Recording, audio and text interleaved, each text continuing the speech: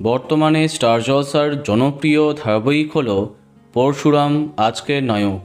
TRP তালিকায় অসংখ্যবার Bengal topper হয়েছে এই মেগা। রথযাত্রা উপলক্ষে ধারাবাহিকের গল্পে নতুন চমক ভিড় করেছে। পরশুরাম এবং তটিনী একত্রিত হয়ে লড়াই করছে শত্রুদের বিরুদ্ধে। স্ত্রী যে নির্দোষ সেটা প্রমাণ করতে মরিয়া গল্পের নায়ক। স্বমহিমায় ফিরে এসে তটিনীর পাশে দাঁড়িয়েছে সে। অন্যদিকে বাস্তবে গল্পের নায়িকা তৃণার জীবনে খারাপ খবর। সম্প্রতি একটি অ্যাকশন দৃশ্যের জন্য শ্যুট করতে গিয়ে পায়ে ভয়াবহ চোট পেয়েছেন গল্পের নায়িকা। ঠিক কী হয়েছে তার? আজকাল ডটিনের তরফে নায়িকাকে ফোন করা হয়েছিল। তৃণা জানিয়েছেন, একটি অ্যাকশন দৃশ্যে কাজ করতে গিয়ে পায়ে চোট পেয়েছেন তিনি। পায়ের নখ একেবারে উল্টে গেছে, ফলে রক্তপাত হয়েছে কিছুটা।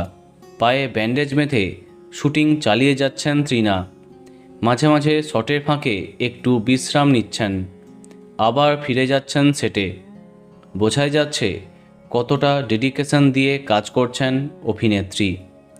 পরশুরাম ধারাবাহিকের মাধ্যমে জনপ্রিয় হয়েছে ইন্দ্রজিৎ বসু এবং তৃণা সাহার জুটি। এদিন চোট পাওয়ার পরে কোনো মতে সেটে খুঁড়িয়ে হাঁটতে দেখা যায় তাকে। সাপোর্ট হয়ে তার পাশে দাঁড়িয়েছে তার পর্দার মেয়ে। আশা করি খুব তাড়াতাড়ি সুস্থ হয়ে উঠবেন গল্পের নায়িকা তৃণা সাহা। তো বন্ধুরা, এখন তোমার কি মন্তব্য কমেন্টে জানাতে পারো।